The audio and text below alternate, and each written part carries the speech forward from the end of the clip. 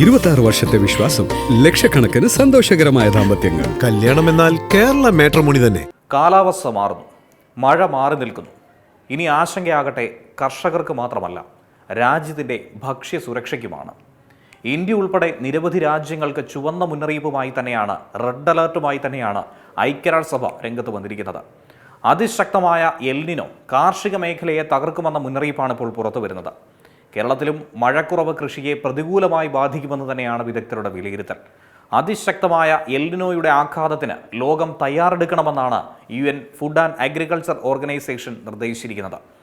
അപകട സാധ്യത ഏറെ കൂടുതലുള്ള മേഖലകൾ കണ്ടെത്തി റെഡ് സോൺ മാപ്പ് തയ്യാറാക്കി മുൻകരുതൽ നടപടി സ്വീകരിക്കണമെന്നാണ് നിലവിലെ നിർദ്ദേശം. ഇന്ത്യയിൽ മഴയുടെ ശക്തി കുറയുകയും താപനില ഉയരുകയും ചെയ്യുമെന്നാണ് ഈ മുന്നറിയിപ്പിലൂടെ വ്യക്തമാക്കുന്നത്.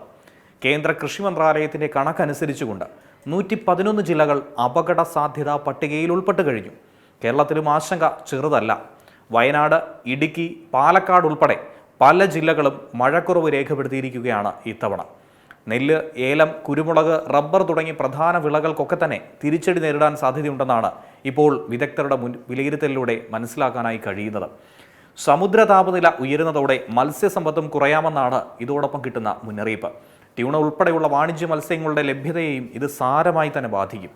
കുറഞ്ഞ വെള്ളത്തിൽ കൃഷി ചെയ്യാവുന്ന വിത്തുകൾ, വിളക്രമീകരണം, കർഷകർക്ക് മുൻകൂർ സാമ്പത്തിക സഹായം തുടങ്ങി അടിയന്തര നടപടികൾ സ്വീകരിക്കണമെന്നാണ് UN ഇപ്പോൾ രാജ്യങ്ങൾക്കെമ്പാടും നിർദ്ദേശം നൽകിയിരിക്കുന്നത്.